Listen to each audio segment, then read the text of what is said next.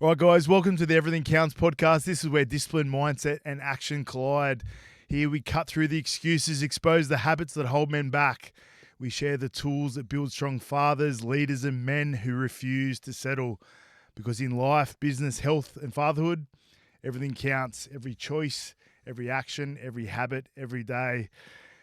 Today's guest, proud to have him on, good friend of mine and former apprentice, Sam Healy.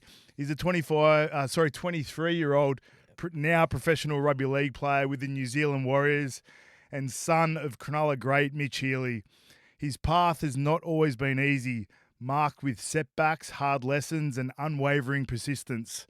Starting in the junior ranks at Cronulla Sharks while still at school, Sam balanced training and study before joining Pro Image Electrical, where he completed his electrical apprenticeship.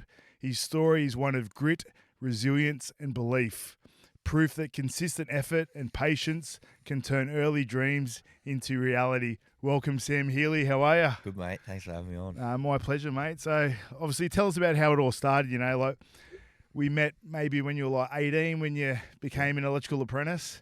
You obviously weren't the stature you were now. So tell me how you got into the electrical and how you sort of fell into full-time rugby league with New Zealand. So obviously did all my schooling up to year 12 and was pushed pretty hard to do well at school. And then when I got to the end of year 12, I sort of had a few questions about what I was going to do, whether I was going to go to uni and I just thought I'd start an electrical apprenticeship, sort of got in contact with you and you just said to come down for a trial, and I enjoyed it. So I thought, give it a crack. And I think it was good for me and taught me a lot about discipline and hard work. And when you're at school, you're pretty sheltered with your parents and getting up at whenever you want and going to school. So I think it was, it's definitely really good for me to have that sort of discipline in my life with footy as well. So yeah. So I remember two good friends of mine, Andrew Dallana and Daniel Holsworth, were coaches of yours back in Jersey Flegg. Is that right? Well, I actually had him in Maddie's Cup as well when I was 16. And I remember DJ saying to me, I know you're a late bloomer, right? Yeah. And you're a big unit now, but you weren't always a big guy, right? No. And I remember DJ saying to me, was it in Jersey Flegg, he was like, Sammy was so little or so frail, I wouldn't say frail, but skinny, that he was worried about putting you on the field because he's worried about your welfare.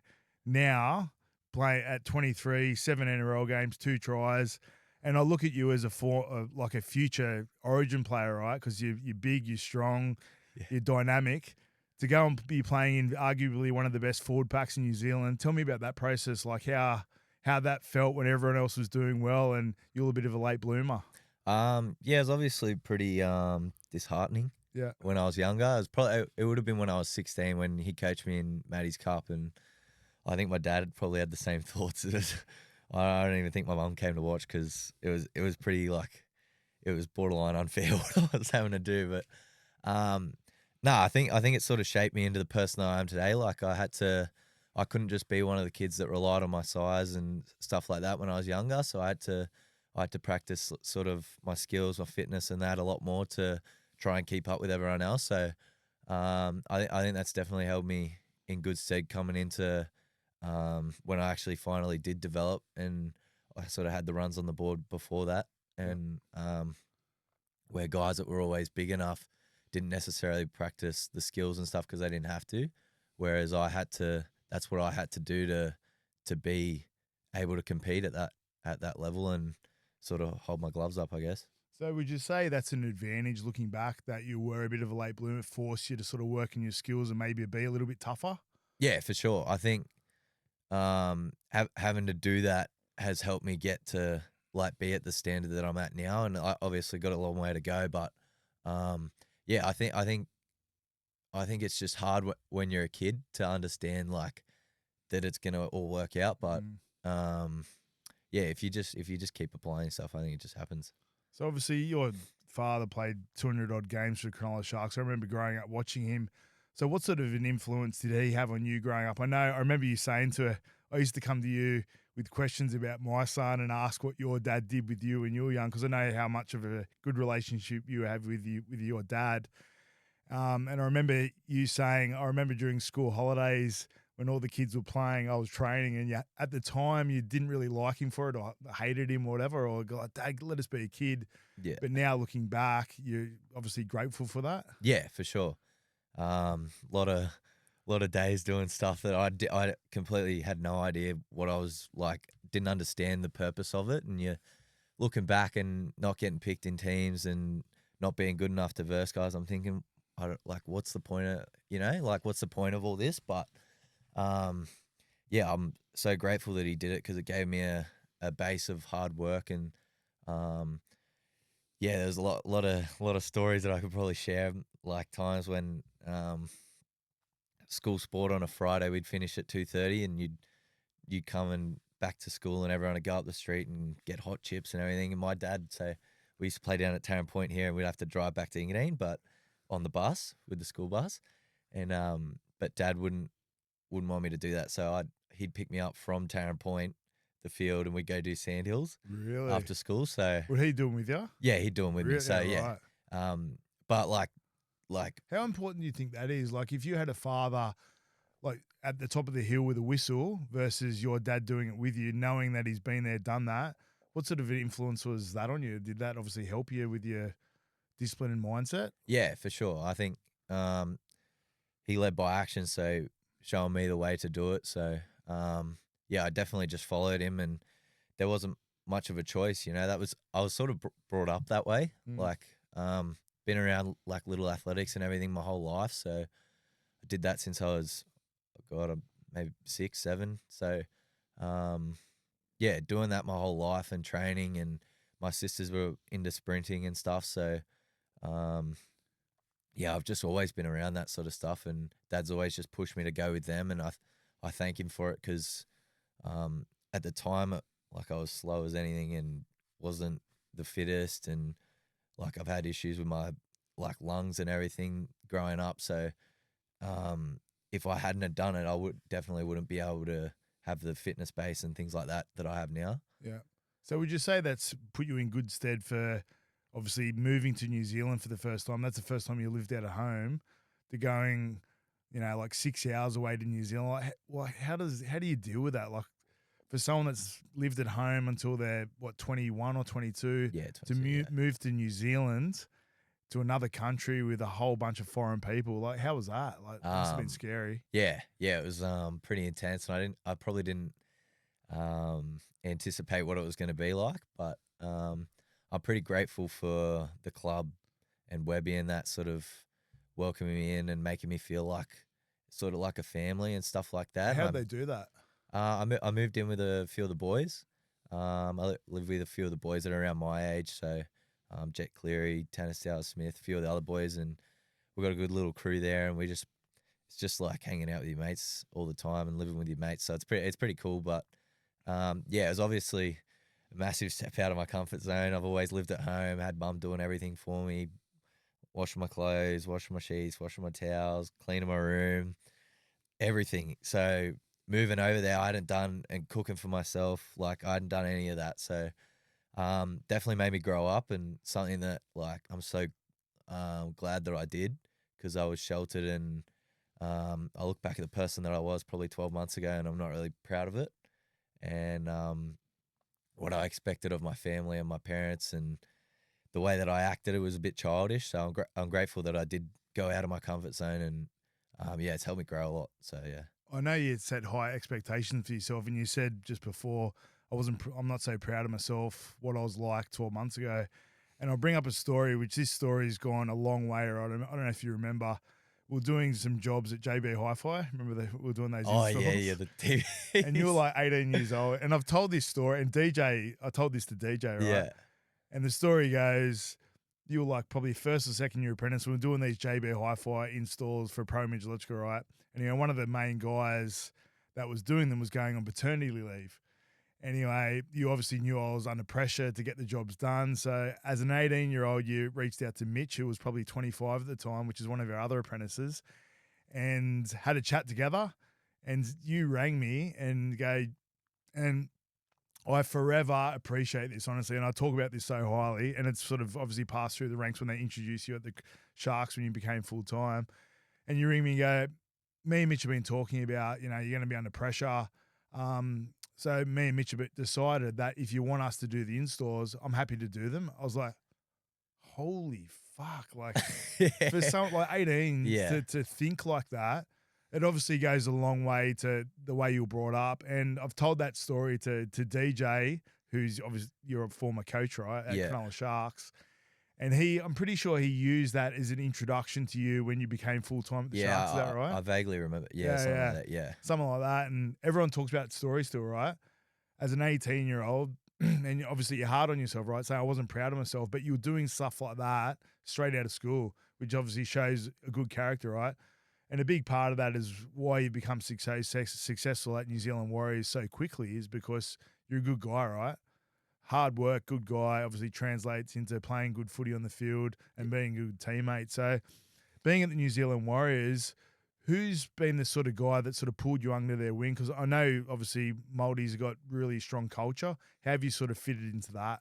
I think it's pretty easy. Like they're all really easygoing and outgoing. There's a lot of guys like the younger guys that are even younger than me, and they're like 20, 21, and they're so confident in their own skin, and they just sort of bring people together with the way that they act. And it was definitely a culture shock when I first got there, and something that I wasn't quite used to. But being there for a while now, that guys like Fish and obviously Mitch Barnett, guys that I really respect and have done a lot in the game, that to be able to go to training and like guys like Roger, guys that have done so much in the game, like everything in the game, to be able to go to training and see the way those guys act and carry themselves is something that I don't take for granted. It's pretty cool that I'm able to go and train with these guys every day, and it's sort of a pinch yourself moment when you're getting stepped by Roger Tuivasa-Sheck, like so many people have. Like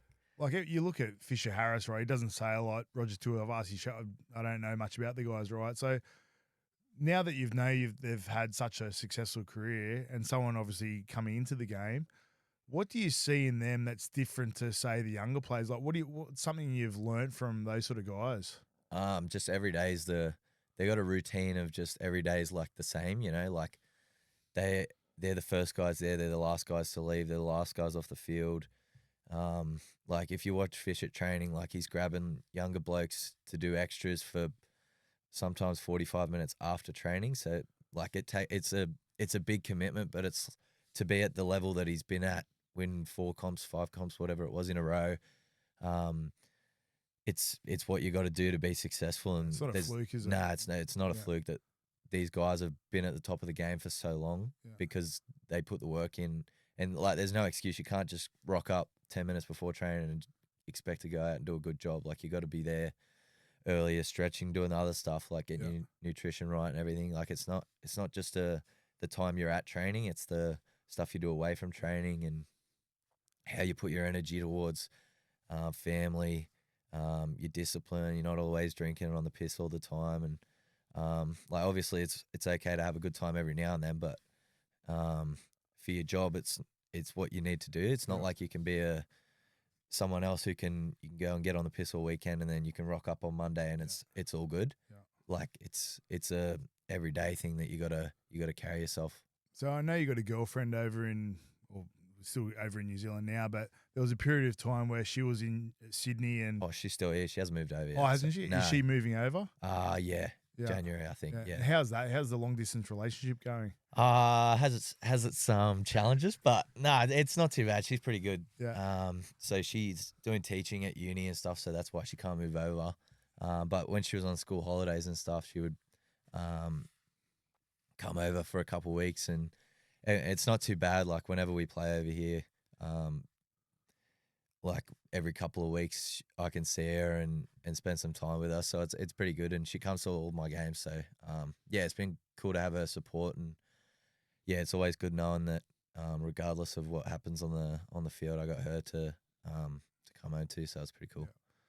Yeah. So talk me through your debut, right? Tell me about, you were getting picked, right? What round was it last year? ish, 9 maybe. around 9-ish. So talk me through the moment when you got picked to when you actually called your dad to share the news with him that you were playing NRL. Yeah, it's, everything you dream of as a kid that whole week was, Yeah. and Webby didn't want to put it out in the media too early because of obviously my dad's connections and thinking people might ask for interviews and that, so he didn't do it until kickoff. But I knew on the Monday, like he told everyone in front of the team, and pretty funny story. He told me, and I was just so rattled. I got up and Was it a shock? Like, I honestly had no idea. Really? And I got up and they must have filmed it. They would have had to delete it because I just got up and I just said fuck about 20 times in a row. I actually had no idea what to say. And where was it announced? Well, we were just in the team room, like in our meeting room, and he was just reading the team list, and he just goes, "Oh, I got a debutant. Sam's gonna make his debut," and like all the boys got around me and everything, which was pretty cool. And was there any tears? Yeah. Not right then and there, but like I was just too rattled. Like I couldn't actually think. Like everything, like I've done my whole life, sort of led to that moment, and you got so many emotions, so many things running through your head that you can't put it into words. And after that meeting, we had to train, so I probably didn't train the best because I was a bit rattled. But before that, I rang mum, rang dad, rang my missus, and that it was. So just, were you pumped to ring him, or were you like? Yeah. It was like. And how does the conversation start? Like you sort of see those clips on TV when they ring their parents. Like how'd your one go? Yeah. It's kind of hard, struggling not to get emotional now thinking about it. It's obviously they know what I've been through, and all the times where I wanted to maybe hang it up, and like there was so many times where I was close to just going, this isn't worth it. I might as well just commit to work and try and make something of myself there. And they always encouraged me and pushed me to keep going. And FaceTiming them was like one of the most special things ever, because it wasn't just for me, it was for them as well. And a lot of tears, and it was so cool. Cool. So what sort of influence does your now that you got Webby and all these greats that are playing for New Zealand, what sort of role does your father still play in your NRL career? He's like obviously giving me pointers here and there. I don't know whether I listen to him too much anymore, but he's just support more than anything. I guess when I was younger, he was more hard on me, and if I didn't play well, it was disappointing for him, and I couldn't really help it because I was tiny. But he always expected something of me, and now I think he put that in me that I expected of myself, and he knows that. So when I see him after a game, he plays he's the role of being a dad, not a coach, and he's just my dad there to support me. And if I haven't had a good game, he knows that not to bring it up, because I know now in myself that I don't need him heaping on me. And if there's something like a trend that he notices in my game that he doesn't, it's not good, that he'll tell me. But I think he knows that I know, and we always have conversations about it. But at the end of the day, he's my dad, and he'll support me no matter what. So it's always good knowing that I've got them. Yeah, he's probably trained a bit of self-reflection into you, right? So he knows he doesn't have to do it anymore because you can do it yourself. I want to lean on the game, obviously behind Blake Brayley at Cronulla for a long period of time, which is a big part of why you went to the Warriors. Talk me through that game when you played for the Warriors in NRL against Cronulla in Cronulla. And I remember Blake Brayley wasn't running a lot from dummy half.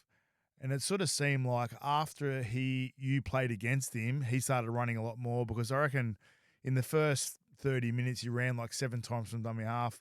And you're the sort of guy that you don't need to quick play the ball to make good meters, right? And it sort of seemed like you sort of maybe wanted to show Cronulla what they missed out on. Would that be right? I don't know as much of that, but I think I sort of wanted to prove to them that I could do it. And I kind of always felt like, and it was no disrespect to them, they have Blake there who's a gun, obviously. Yeah. And I kind of always wanted to prove to them, myself, that I could do it. And that was I kind of treat that game as my debut, because my debut I only got 15 minutes. So, and that was like that Sharks game was the one where I was starting. It was kind of written in the stars. I go back to Shark Park, play against Cronulla. I got called in at 12 o'clock that day to play. Like I had no idea. I was playing New South Wales Cup that day until 12 o'clock. I wasn't even in the 19 of the that can play. So, yeah, I guess there was a bit of motivation there.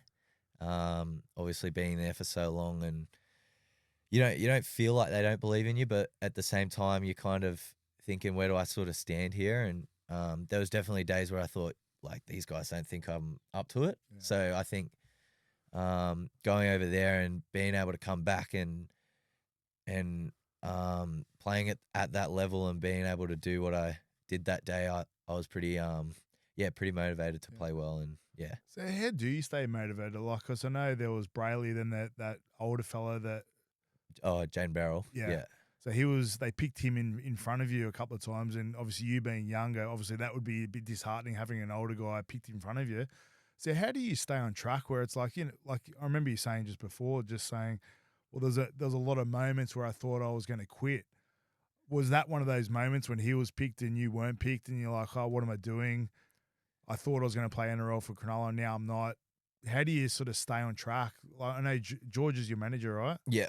And so does he keep you on track as well as your dad? How does it all work out? Yeah, I think obviously a lot of people in your circle try and keep you on track, but I think it just comes down to yourself at the end of the day. I think I sort of just had to, like probably last year before I ended up speaking to Webby and the Warriors, I was thinking about maybe hanging it, like, and just thinking, because like I was third string there, and like I don't even know if it came to that I would have played. So before I got that opportunity, I was definitely considering where I was going to go with it. And I think just like growing up, I've always sort of felt like I could do it. So I don't know, I just always had that sort of feeling in me that I could do it. So I just stayed sort of patient and it was good at Newtown. I had George Nadira as my coach, and he always encouraged me and always had a lot of belief in me that I could play NRL.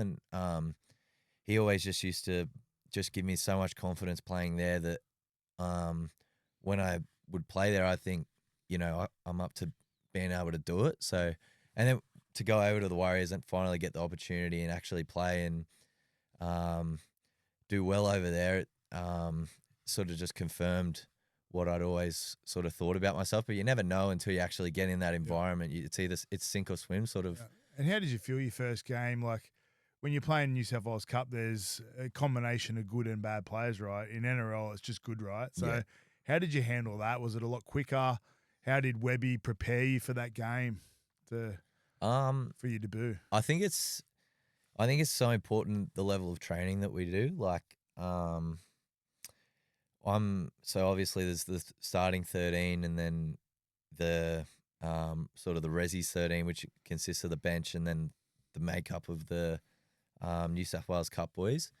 And for the whole preseason, the whole season up until there, I was part of that second 13, and it's pretty easy to get prepared when you got Mitch Barnett and James Fisher-Harris and Aaron Clark running at you 2 times, 3 times a week for 3 months. Like you have to sort of be ready. And our training standard, it's pretty intense. And if you'd seen it, you'd probably think we're playing an NRL game 3 times a week. Like that's the idea, right? Like you got to play like you got to train like you want to play, right? Yeah, for sure. And that's something Fish and Barney are really big on, and driving the standards at training, and like it's like full on contact. And 2 days before a game, it's like a game at training. Yeah, there's shots and everything. Like it's. So who's the standout? Like, obviously, you got a lot of great players at the Warriors. Who's a standout where you go, like, I just want to be that guy?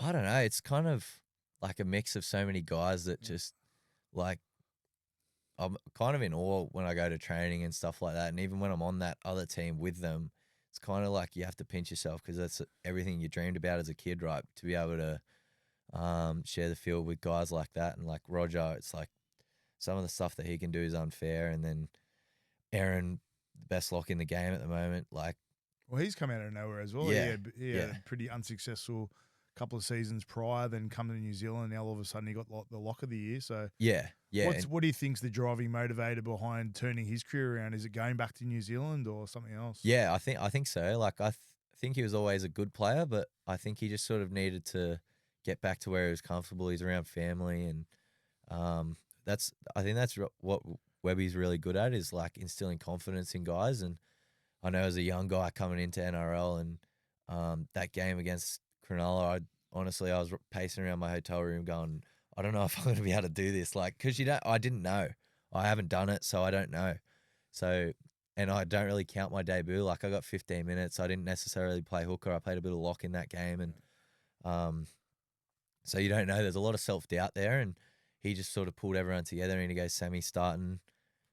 Like, we got ya. And, like, he didn't hesitate when he did that. And I think having him have that belief in me, I thought, all right, like, he knows that I can do it. And if you, like, I'd say this to a lot of young guys, if you train against them and you can, like, be competitive at training and push yourself as much as you can to win the wrestles at training with guys like Fisher-Harris and, like, the main guys in your team, win the wrestles, win the fitness, win everything you can, like, try and make every little battle you win, you're going to be able to do it, because those are guys that have done it for 10 plus years, that do it consistently week in, week out. You do it against them guys, you can do it against anyone. So that's sort of the mentality I had going into it. Yeah.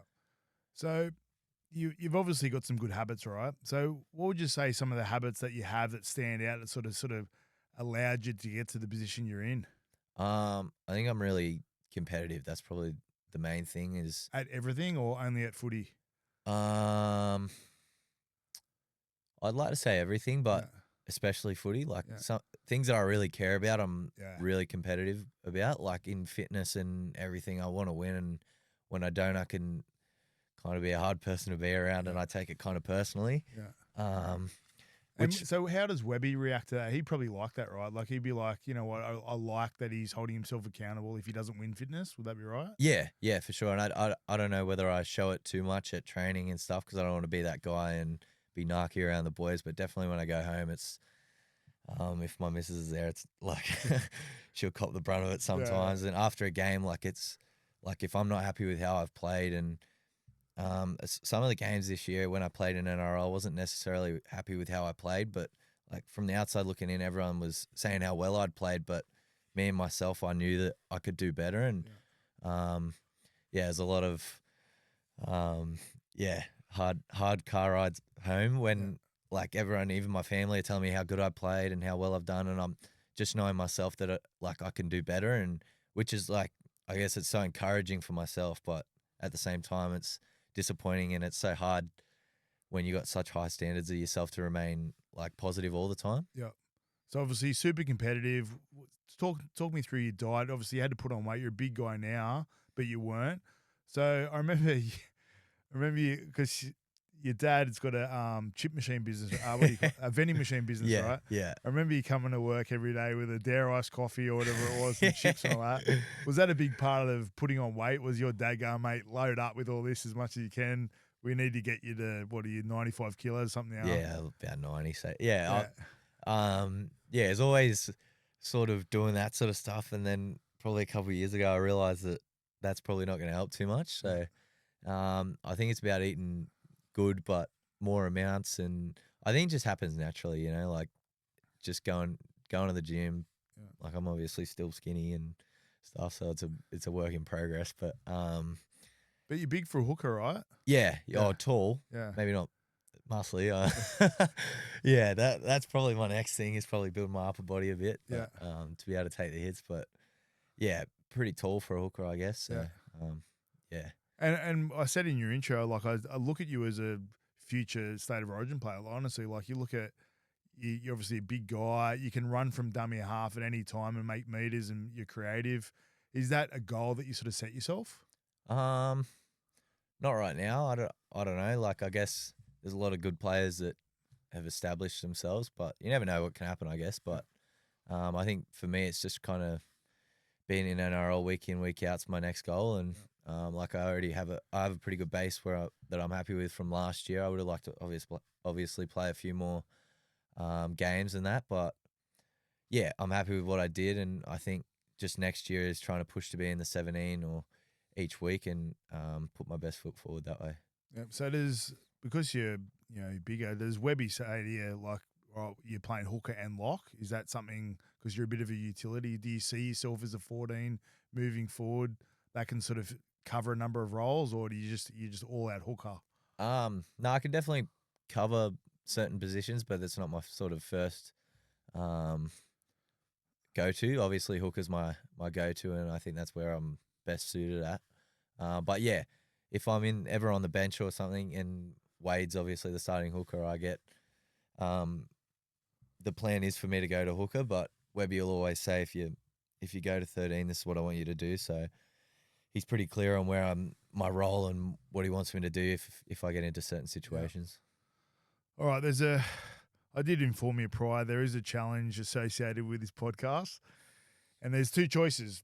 It's the hot sauce, which is 900 times hotter than jalapeno chilies. Yeah. And there's the sniffing salts. So our last guest, Dave Ward, had the sniffing salts, and someone left the cap a little bit unscrewed, so they weren't as effective as normal. So I have purchased another one. However, there's the bottle of Insanity coming. It's still in the mail, so we've got to persevere here, right? So we're going to try what are you going to have? I'll have the salts. You have this. All right, you have the salts. I'll have the sauce, right? I hate chili. But so with the salts, the key to the salts is you got to crack the lid and not remove the lid. You got to crack it and sniff it. Yeah, because right. obviously when you crack it, the smell escapes. Yeah. So I haven't tried that since last week or last episode, right? So I got a backup, but the backup's a bit weaker. All right. So if your head's not throwing back, it's not working. So all right. So I'll do the hot sauce. You do the sniffing salts. Which one am I? So give it a shake. And if that one doesn't work, I got this one as well. So this one's strawberry flavour, which is a bit soft. All right, here we go. Oh. Did you get her? Yeah. It's been brewing for like a week, that one. Oh, it's up to you. Is it? I don't know. It's up to you. Is it or not? You don't. Have a sniff of this one while you're doing it. That one's it's strawberry flavour. Well, yeah, that one's. It's got that a one's ammonia worse, in it. eh? Anyway, so I'll do the hot sauce. I fucking hate hot sauce, eh? Get your eyes, eh? So this says use sparingly, right? And only use diluted, which makes you think, why don't they just make it diluted? Diluted, yeah. So anyway. Looks like you've had a fair bit of it, but. No, I tried it at work the other day with the boys. Oh, I saw that video, yeah. Yeah, I tried it then, and Well, you're doing quite a bit there. oh, if you're gonna do, you're gonna do it, you do it properly, right? Yeah, right.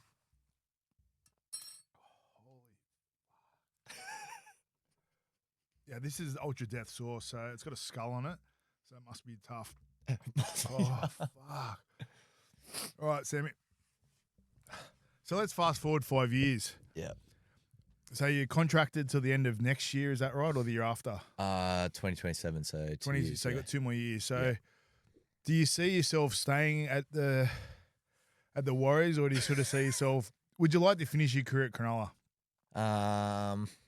Never say never, but probably not at this stage. Yeah. You know, I'm happy at the Warriors, and yeah, can sort of call it a second home for me. And you're right over there, mate. Yeah, fuck. Yeah, no, I'm happy. I'm happy over there and really enjoying my time. So I'll just see what happens. Hopefully, can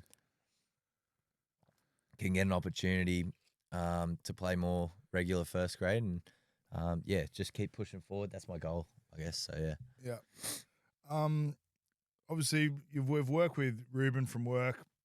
He's obviously a proud Maori fella, and being around so many Māoris in New Zealand, how much has that culture rubbed off on you? Because I know you're a really loyal type of guy, and I think I'll openly say Australians haven't got much culture, whereas moving to New Zealand, there's obviously a lot.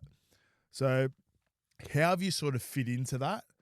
And obviously, I would say that's probably helped being around that because you're already that type of guy in Australia. Would that be right? Yeah. I think it's pretty easy to get along with them. Like I said before, they're all sort of really outgoing, and you do a lot of stuff around culture in the club, and What there's a lot sort of stuff? What do you mean? What are you doing? We did when I first got there, we went on a little camp down to, it's called Tauranga. It's like probably an hour and a half, 2 hours from Auckland. Went on there, just community camp, and went to a bunch of schools and sort of learn about their culture and and obviously different things throughout the year.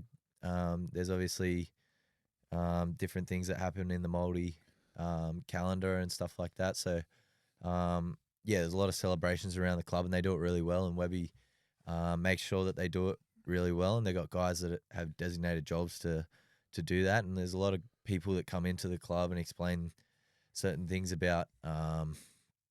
Obviously, I think they had a some government thing that I don't know too much about. So, but they came in and explained it, and like it was really important to all the Māori boys. So like it's really important to all of us to be there, and because they're our teammates and our brothers, so we've got to be there for them. So it's one in all in, right? Yeah, so it's not like we're the Māoris, you're the Australians. It's like all together, right? Yeah. So they make you feel part of it. Yeah, for sure.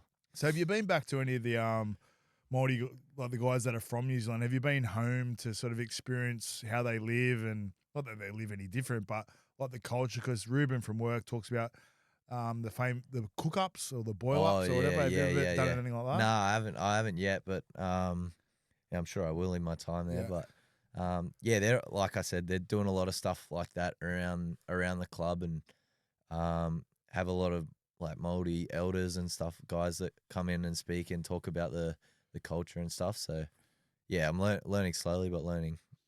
So being away from your mum and dad, obviously mum and dad's played a major part in your life.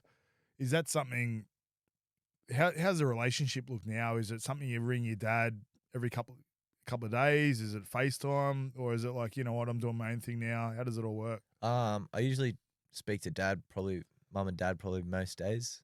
Yeah, pretty much every day sometimes, because it can get a bit lonely being over there by myself, and my missus at work and stuff like that. And so whenever I ring, they answer, or so it's just good to kind of chat to some other people and not everything be about footy all the time. So yeah, that's sort of where the relationship's at the moment. I just kind of talk to them about my life and things that are going on and stuff like that. And they're just there sort of to support me at the moment.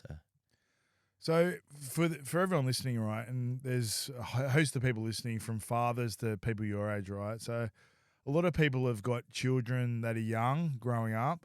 What would your advice to be for the fathers bringing up young boys, to get them into sort of your sort of mindset? You know, would you? Because it's easy to say yes for a father, right? Yeah, mate, you'll be right. It's hard to make them train. It's hard to make them work hard, all those things. What would your advice be for the fathers out there that are sort of battling with, fuck, am I doing it right? Am I doing it wrong? You know, like based on what your father's taught you. I think the most important thing is just making sure they know they've got your support. And what does that mean? Like, what does that look like? Because I know your dad's hard on you. Was it a shoulder to cry on as well? Could you say to dad, fuck, mate, I'm struggling here? Could you have that conversation with him? Yeah, well, I little story actually, when I was in Maddie's Cup, and as you spoke about DJ saying it was like borderline not fair to put me out on the field, which it actually wasn't. And at the time I didn't understand it, but like I knew I wasn't up to it. But yeah, me and my dad. So that's under 16s. 16s, yeah. So me and my dad were after that game that I got dropped. So we sat in my room, and he sat me down, and he just sort of said, like, just sort of told me where I was at and was honest with me, and just said, like, this is gonna happen a lot in your life, like a lot of times, and I just want you to sit down and write down how you feel right now, what's like what you feel right now, so that you never feel it again, and what after you're gonna being dropped, you mean? yeah, what you're gonna do so that when the next time you get an opportunity, you don't, like, this doesn't happen again. So you got, and I think like since then I've never been in a team where I've been dropped because, other than obviously coming in and out of NRL, but I've never been dropped performance based because I I take it so personally to be ready, to be reliable, and I think I've probably still got that piece of paper at home where when I was 16, probably 8 years ago, where I wrote down what I felt in that moment and what I was going to do to change it. And it's not like I couldn't obviously change it overnight, and I couldn't, but it's like I was training hard, I was doing all these things, but I just wasn't big enough. And what was like how I felt had to change in the future. Like I couldn't like have that again because otherwise I'm just going to go out the back door like everyone else. So when it came time when I was big enough, and which took me a couple of years to get another crack, but when it came time I was big enough and I was ready, I had been doing everything behind the scenes that was pushing me towards that goal so that I wasn't dropped again. Yeah. And I think that's important to just know that like you can be hard on them and you can push them, but at the end of the day, you're their dad. So you just got to be there for them. And I think it's a bit of a balancing act, right? Like your father needs to be hard on you, but at the same time, there's got to be a bit of leniency. They're going, fuck, you know what, he's doing it tough here. I can crack the whip here and get him out here running, but he actually needs me. Yeah. Because I know of a few other fathers, I won't mention who they are, who are like a drill sergeant with the kids. It's like, do this, do that. I'm like, dude, have fun with them. Yeah. And I don't know much about your upbringing with like in terms of fun with your dad, but was there fun as well? Yeah, for sure. Yeah, for sure. So how important would you say that's a big part of the process, right? If he's just hard all the time, you just think, fuck off, dad, leave me alone. Yeah. Whereas if there's a bit of a balancing of like, there's obviously love, which he showed, understanding, fun, then training hard. Do you think you need all those characteristics to actually respond to that hard training? Yeah, for sure. Yeah. I think you need to also have your avenues. And I'm not saying that, like before when I was saying he was hard on me, there was so many times where I would go out with my mates and I wouldn't, like I'd have days off and things like that. And if I was training, I was always going to see my mates after. I'd maybe get there a little late, but I was always training. Yeah, you earned the right to go hang out. Yeah. And I think a lot of parents can get, obviously I'm not a parent, but I've seen a lot of parents that can get too caught up in it, make their kids train too hard, not have an outlet. And I think those kids end up going the same way as the kids that don't train at all. So I think there's like a healthy balance that you need to have. And I felt like I had that growing up. And my dad always used to say, he'd say, you'll thank me one day, you'll thank me one day. Yeah. And like now that I'm older, I can definitely thank him. But when I was younger, you don't understand because you're a 16-year-old kid. You're not getting picked in teams. When do you reckon the penny drops? Or when you look back and go, thank God dad was so hard on me? Well, when I say so hard, like hardish. Yeah. Well, I think when probably when I was in under 20s and I started playing, that was because that was probably the first year since when I was 16 when I got dropped, that I actually started playing consistently again. So probably then, I'd grown by then, and like as you grow, you naturally just get strength, you naturally get faster. But I already had been doing the speed work, I've been doing the fitness work, so I sort of went an extra 2 levels, if that makes sense. And I was going back to preseason, I was one of the fittest there, and it's like I'd never been the fittest, one of the fastest, and been able to do everything that I could do at that point. And kind of clicked with me that I wouldn't have been there if, like, there were so many guys that were so naturally talented. And not to say that I'm not naturally talented, but it took me a lot of hard work to behind the scenes to get to that point, if that makes sense. Well, how often do you see a 14-year-old superstar become a 20-year-old superstar? It's very rare, very right? rare, yeah. It's because they're peaking early, right? And there's a number of, like, my son's almost 14, right? And all his mates are a lot bigger. And he's probably going to be a big kid, right? But he's not right now. And he's a bit paranoid about it. Not paranoid, like, I would say, probably not paranoid is the right word, but really eager to be bigger.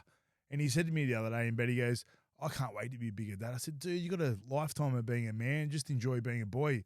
And I sort of said to him, I said, mate, I actually think it's a huge advantage going through getting bigger later because you're forced to, like you said, work in your skills, be tougher. Then all of a sudden you get big. You're big and tough. Yeah. Right. Yeah. Rather than being big, big and maybe not tough when you're young, you're running through teams, you sort of take it for granted, right? Yeah. It's not until you get bigger, it's like, holy shit, like this, I'm actually the same size as these guys because it all evens out in the end, right? Yeah. So I suppose, like you said, it's a balancing act. And there's times I say to my kids all the time, right? You got to put something in the bank every day. Like just do something, like if it's sauna, ice bath, or run, or speed ladder, whatever it is. And there'll be times when I come home and and they're playing with their mates, and I'm thinking, yeah, but you haven't put it in their bank. But then I think, fuck, they're playing. I'm not going to take them away from playing to get them to do speed ladder. I feel like a dick. Mm. But I tell you, another positive thing I've been doing with my 13-year-old is, we're talking about reborn. So me and Rubes go to reborn on Saturday morning. Yeah. I've been taking Hudson, my son. Oh, yeah. And just that quality time together, doing hard things together. I know your dad was doing Sanders with you. So I suppose the question is, how important is it that doing hard things together, obviously with your teammates, you're a lot closer than your schoolmates. So having a father that does that with you, would you say that brings you closer in terms of relationship? Yeah, for sure. It's like anything, I guess. Like when you go through something with people, you sort of like grow closer to them, I guess, and that's sort of the basis of footy, right? Like, you go through hardships as a team together, and that brings you closer and builds more connection. And the most connected team generally wins, right? Because they're, like obviously they'll do anything for each other. So, it's the same with anything. Like if your dad's just barking orders at you, telling you to do something, you just go fuck off, Dad. Like, you know what I mean? It's like if they're actually doing it themselves, and obviously within reason, you can't be, if you're an older bloke, you can't be flogging yourself until you can't walk and stuff like that. But I think it's important that you show them. I just want to quickly touch on, so before we finish, right? I just want to touch on, you moved to New Zealand, right? You hadn't played NRL. Your first training session. What was going through your head? The big thing in rugby league and team sport is respect. Like, guys can like you, but I think respect is number one. Would you agree with that? Yeah, sure. So how did you go about starting to earn their respect to get into the shoes you're in now? Obviously, all the boys love you, but how does that process look? Like, is it, all right, I'm going to train the hardest, I want to help the boys out? What's going on? I think for me it's a good question, because it was like, that's probably the most daunting thing about going over there, not being someone. It's not like I'd played NRL and people knew of me. You know what I mean? I was kind of the guy, and they're going, who the hell is this bloke? Like coming into the top squad, and like no one knew who I was. Like, and you're going into the change rooms trying to have a conversation with guys that have played 250 games, and you're just thinking, do these guys even want to talk to me? And I kind of feel like you just got to be respectful, train as hard as you can, and ask questions. Just ask. That's something that I think is a bit underrated. Asking questions of guys that have been there, done it.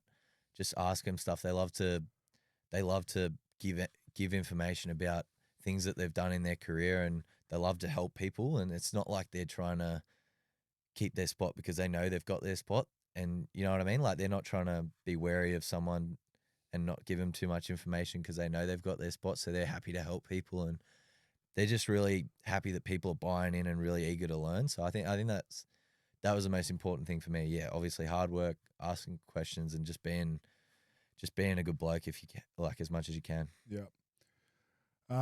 Because when they're picking the team, Webby's not the only one picking the team, right? Like, the senior players are part of that process in picking the team, right? So obviously having their respect by asking them questions, and as a Sparky, right? Like, if someone asks me a question on how to do something, it's a massive compliment, right? Yeah, for sure. So when you do ask questions to anybody, whether it be in rugby league, in business, in sport, whatever it might be, if you're asking someone a question, it means you respect what they've done. Yeah. And you sort of promotes their status from you to them, right? Yeah. So if you're keen to ask a question, there's never a dumb question, ever. And it makes the other person feel good. And why wouldn't you want to do that? Like, if you want to know something, fucking ask. Yeah, just ask. It's so simple. So many guys that don't do it because, like, they're like a bit standoffish or scared or whatever it is.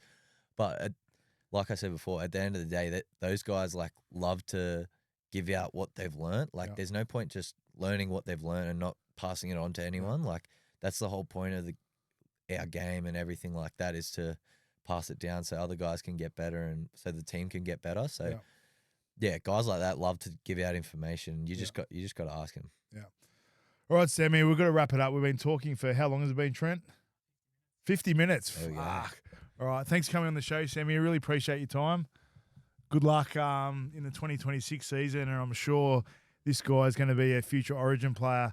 Just to conclude, guys, at the end of the day, discipline is freedom. Success doesn't come from one big move. It comes from the small choices made day after day. That's where everything counts. Guys, thanks for tuning in. If this episode gave you value, please share it with a mate. Leave a review and join the movement on our Instagram and TikTok pages. Link in the show notes. And just remember, the man you want to be tomorrow is built by the choices you make today. And remember, everything counts. Sweet.